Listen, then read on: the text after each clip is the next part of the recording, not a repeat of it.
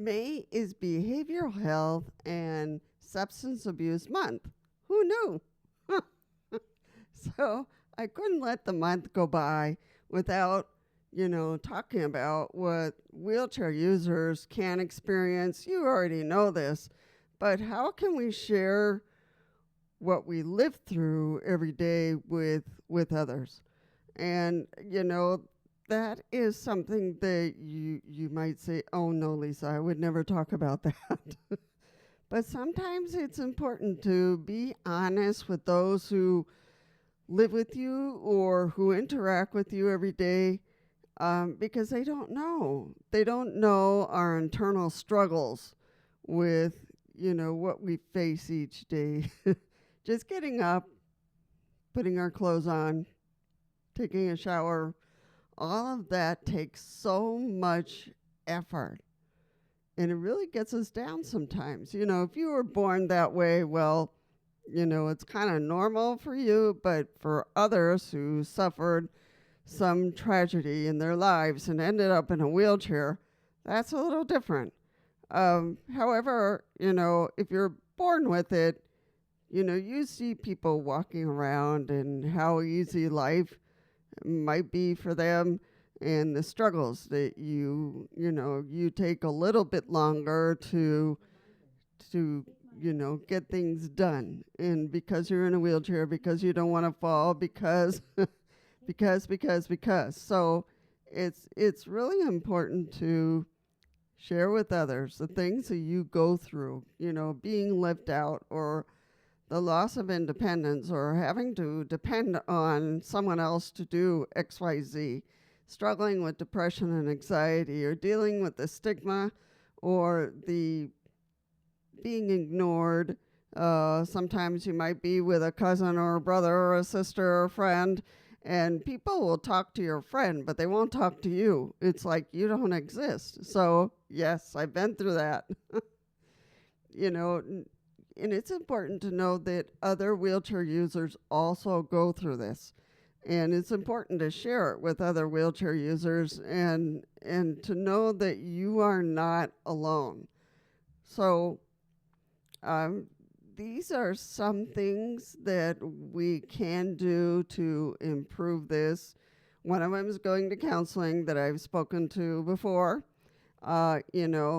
Joining a peer group, whether online or in person, really start interacting more with friends and family, and not to isolate or saying, oh, I'm too tired, or no, I have this to do, or, but interact with those who understand you, who, your best friend or your sister or your brother who you like to hang out with, people who get you,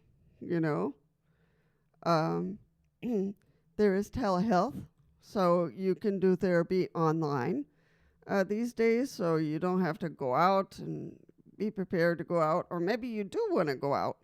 So just going out and seeing the world out there is part of your therapy. So telehealth. So think about that. Daily routines, for me, it's always to make my bed, check my bed before I do, videos and things like that, so that it's decent.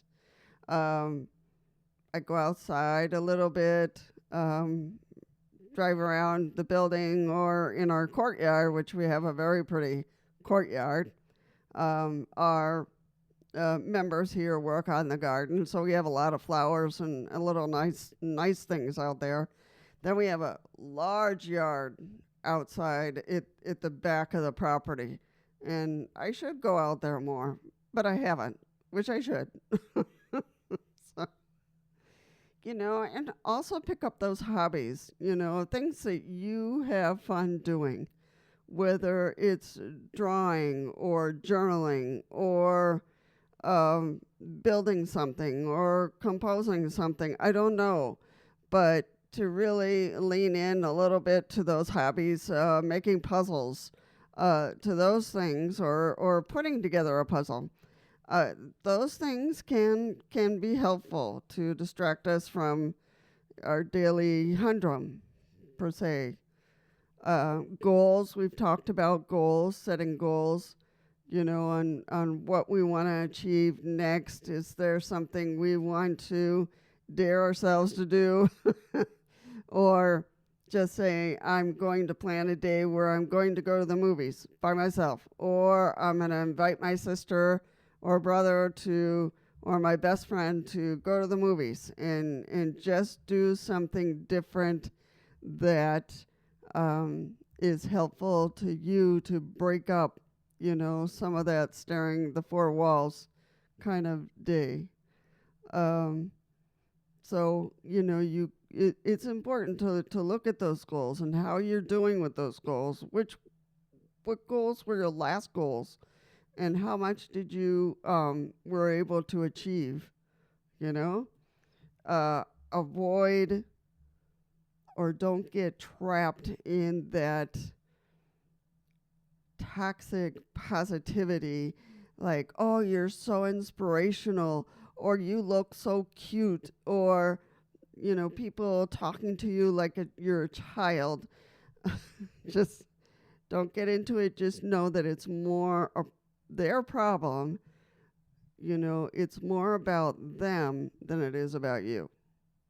If this is a person you're just seeing temporarily, it's just not going to matter for the rest of your entire life. If this is someone who is related to you that you see often, and they're still talking to you like a child, and they're still saying how inspirational you are, then you need to have a one-on-one talk with them. Just say, look, just treat me like a normal person, because I am. We are, And if that's going to help you emotionally, then I would certainly do it. Any of those things that can give ourselves support and conquer those extra super positive, gooey, sticky comments that we get through the day. It's like, oh,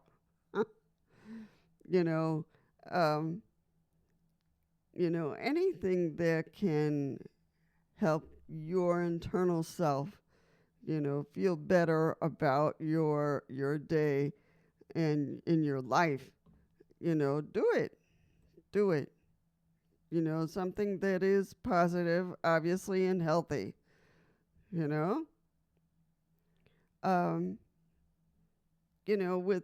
others,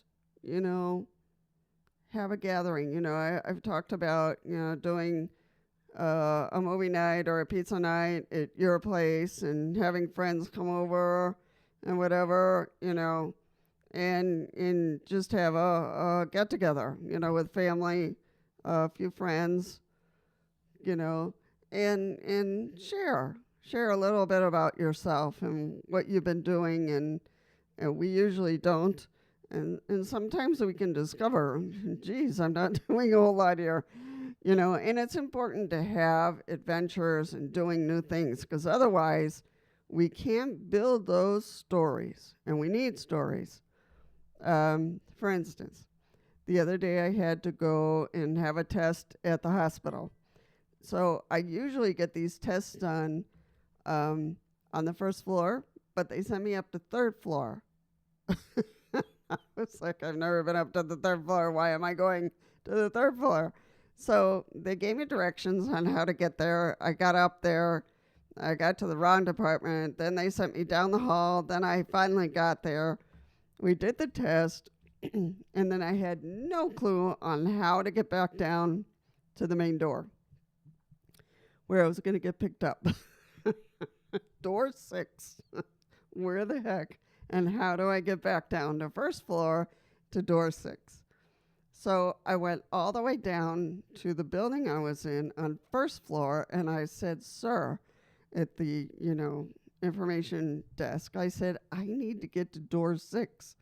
And I have no idea, because they shifted me all the way over to this building. How do I get back way over there. So he took out a map for me. I was like, oh no. And he highlighted, here you turn a right, then you turn a right again, then you turn right again, then here you turn left. But then you turn right again. You just continue following the wall until you get back to the hospital, and then you go all the way down that main hall, and then you turn a left, and you're back at door 6. I was like, it's going to be tomorrow by the time I get to door 6. Okay.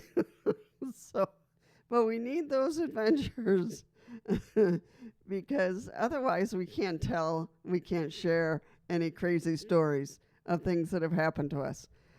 So it's it's important to have some kind of adventure, and we have to create those, and we have to get out of our four walls to be able to have a story to share. Invite other viewers to, other friends and other family member to share a story, a funny story that happened to them, so that in the group while you're socializing that you can hear new information from others. If you're going to do a video about your life, well then invite your viewers to share their stories. And it's behavioral health has to do with a lot of different things, but it has to do how we self-care internally and externally. Connecting with positive people, going out and exploring,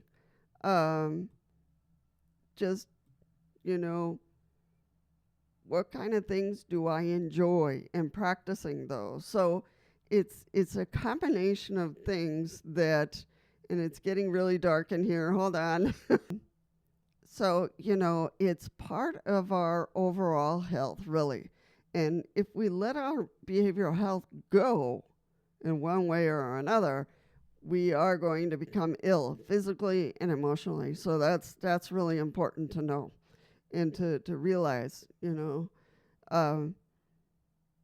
our physical health and our behavioral health go hand in hand, and it's up to us to really care for it every day in everything that we do, and to put our best wheel forward.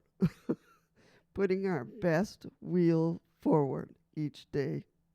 I'm glad you found us. I'm glad you were able to spend some time listening to the video. And I'm glad I wasn't talking by myself to the camera. I know you are at the other side, and you are thinking and reflecting about behavioral health along with me as another wheelchair user. And that's important for us to do for each other.